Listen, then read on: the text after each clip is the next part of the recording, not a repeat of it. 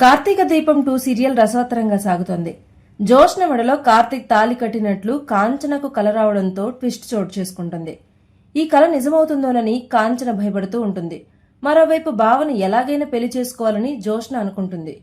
మరి ఆ తర్వాత ఏం జరిగిందో తెలుసుకోవాలంటే ఈ వీడియో చివరి వరకు చూసేయండి. కాంచనకు వచ్చిన కల గురించి కార్తీక్ మాట్లాడుతుంటే దీప ఏడుస్తూ అక్కడి నుంచి వెళ్లిపోతుంది. ఎందుకు చెప్పావమ్మా అని కార్తీక్ అడిగితే తప్పంతా నాదేరా అంటూ కాంచన కూడా లోపలికి వెళ్లిపోతుంది. తల్లి భార్య ఎందుకు అలుగుతారో తెలీదు. మనం ఏ తప్పు చేయకున్నా సారీ చెప్పాల్సిందేనని కొడుక్కి శ్రీధర్ హితబోధ చేస్తాడు. బావతో మెడలో తాళి కట్టించుకుంటానని జోష్న చెప్పిన మాటలను గుర్తు చేసుకుంటూ దీప కన్నీళ్లు పెట్టుకుంటుంది. ఈ గంగానదికి ఆనకట్ట వేయడం కష్టమనుకుంటూ కార్తీక్ వస్తాడు.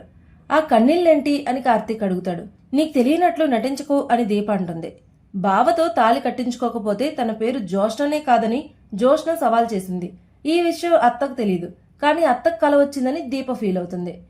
ఇది నిజంగా జరిగి తీరుతుందని దీప గొడవ చేస్తుంది.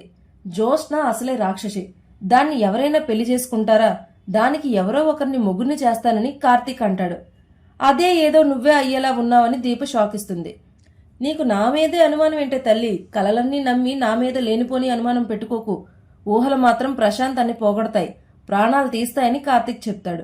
కార్తీక్ ఎంత చెప్పినా దీప వినదు. మళ్లీ దాని నోటి నుంచి నిన్ను పెళ్లి చేసుకుంటాననే మాట రానివ్వకు, చాలా పెద్ద గొడవ అవుతుంది. అది నీకోసం మన ఇంటికొస్తే అని దీప అడుగుతుంది. మన ఇంటి వాకిట్లో కూడా అడుగు పెట్టనివ్వనని కార్తీక్ అంటాడు. సరిగ్గా అదే సమయంలో జోష్నతో సహా శివనారాయణ ఫ్యామిలీ మొత్తం కార్తీక్ ఇంటికి వస్తుంది. నాన్న, అన్నయ్య, వదిలిని చూసి కాంచన హ్యాపీగా ఫీల్ అవుతుంది. ఇవన్నీ ఏంటి అని కాంచన అడుగుతుంది. చూస్తుంటే కల నిజమయ్యేలా ఉందే. జోష్నను కార్తీక్ ఇచ్చి పెళ్లి చేయమని అడిగేందుకైతే రాలేదు కదా అని కాంచన అనుమాన పడుతుంది. నా అల్లుడేడమ్మా అని దశరథ అంటే, అల్లుడేంటన్నయ్యా, మేనల్లుడు కదా అని కాంచన అంటుంది. దీప కార్తీక్ ను పారిజాతం పిలుస్తానంటే జోష్న అడ్డుకుంటుంది. నేనే వెళ్లి పిలుస్తానని జోష్న వెళుతుంది. జోష్న మెడలో నువ్వు తాళి కట్టినట్లు అత్తకు తెల్లవారుజామున కల వచ్చినట్లు చెప్తే బాధపడకుండా ఎలా ఉంటాను? నీ భార్యగా ఈ మాట తీసుకోవడం కష్టంగా ఉంది బావా అని దీప చెప్పడంతో జోష్న వింటుంది. బాధ పెట్టే అవకాశం నువ్వే ఇచ్చావని జోష్న అక్కడి నుంచి వెళ్లిపోతుంది. పెరట్లో వాళ్ళు లేరని తిరిగి ఇంట్లోకి వెళ్లి జోష్న అబద్ధం చెప్తుంది. కార్తీక్ కి కూల్ చేస్తుంది. దీప ఫోన్ తీసుకుని జోష్న మీద అరిచేస్తుంది. జోష్న కావాలనే స్పీకర్ ఆన్ చేస్తుంది. నీకు నచ్చినట్లు ఫోన్ చేసి నచ్చినట్లు మాట్లాడొచ్చని అనుకున్నావా? డ్యూటీ టైంలో తప్ప మామూలు టైంలో నువ్వు ఫోన్ చేస్తే ఊరుకోనని దీప వార్నింగ్ ఇస్తుంది. ఈ మాటల్ని అందరూ వింటారు. బాధపడ్డట్లు జోష్న తెగ నటిస్తుంది. అప్పుడే పారు ఫోన్ తీసుకుని మేం కుటుంబంతో సహా మీ ఇంటికి వచ్చామని చెప్తుంది. కార్తీక్, దీప లోపలికి వెళ్తారు. దీప ఎందుకు అలా మాట్లాడిందని కాంచనను శివనారాయణ అడుగుతాడు. కార్తీక్ వెళ్లి కవర్ చేయాలని ప్రయత్నిస్తాడు. నీ భార్య ఇలా మాట్లాడుతుందని తెలియక వచ్చాం. నువ్వు మాట్లాడిన ప్రతి మాట మేం విన్నాం దీపా. నా కూతుర్ని పట్టుకుని బుద్ధుందా లేదా అని అడుగుతావా అని సుమిత్ర సీరియస్ అవుతుంది. సుమిత్రను కూల్ చేయాలని దశరథ, పారిజాతం ప్రయత్నిస్తారు.